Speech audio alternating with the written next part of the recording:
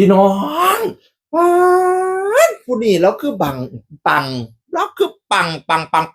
และปังตลอดทุกฤดูกาลแทนี่แม่พี่น้องเอ๋ยมานะสาวหน่อยลำเพิ่นโชว์ปิดฤดูกาลวันที่3 พฤษภาคมที่ผ่านมาบ้านน้องโกตำบลน้องโกอำเภอบ่อระบือจังหวัดมหาสารคามมาไล่แม่ป้า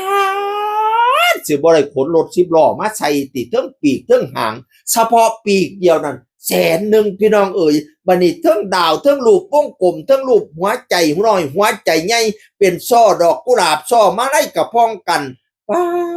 ดมานะใส่กำลังใจจากเบนแม่เบนจัตนาโอ้ยขันอ่านผิดขออนุญาตบาดคำเด้อขะน้อยเอ่ยป๊าดช่อดอกกุหลาบพี่น้องเอ่ยบ้านพลังฮัก100,000น้องมานะประสันว่าป๊าดอีปออีเมเขาเอ่ยจักพวงมาไล่มาจากทั้งใดแน่แม่ไล่จากบ้านฮักทั้งนั้นทั้งนี้เทิงปีกเทิงหางเทิงเป็นช่อเทิงเป็นวงกลมเทิงเป็นรูปหัวใจเทิงใบเขียวใบแดงใบม่วงป๊าดปัดบ่คิดว่าจะได้เยอะขนาดนี้มานะพะนะว่าแต่ว่าบ่ได้สรุปยอดสู่ฟังเทียร่วมรักหลานร่วมรักหลาน้อยกำลังใจออกแกนกำลังใจแม่เล็กพุ่นน่ะหลายผู้หลายคนตัวแม่เพิ่นน่ะบ้าน100 ดาวหัวใจสีเขียวแม่ดาวว่าซั่นว่าน่ะอุ้ยไหลพ่วงน้ำกันพี่น้องข่อยบ่ชนะแต่สิอ่านจักหน่อยแล้วสิมาย้ายเม็ดย้ายหน่วยสู่ฟังดอกถึงบ้านเรียบร้อยแล้วพะนะว่าเอาเงินขนรถว่าซั่นขนเงินขึ้นรถวางแต่ออกรถใหม่เด้คันนี้วันที่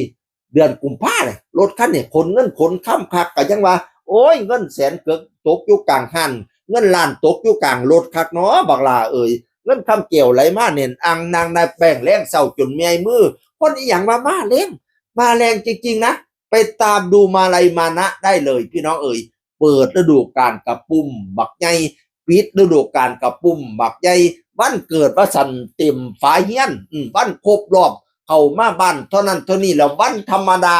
ปกติธรรมดานี่ก็มีมาลัยมาเรื่อยๆพี่น้องเอ๋ยคนอย่างว่าปังคักแท้ปั่นพอยังอึงจักหน่อยในเปียงทำเพลงอีพอเอ๋ยมาได้หลายคักหลายเนคักแท้พออ่อนซ้อนเอานวดทั้งไหนมาสีพิศพพิปากนะปั่นไม่พอยังอึงเนี่ยไอ้พอยังอึงเนี่ยแหลดจักหน่อยเนี่ย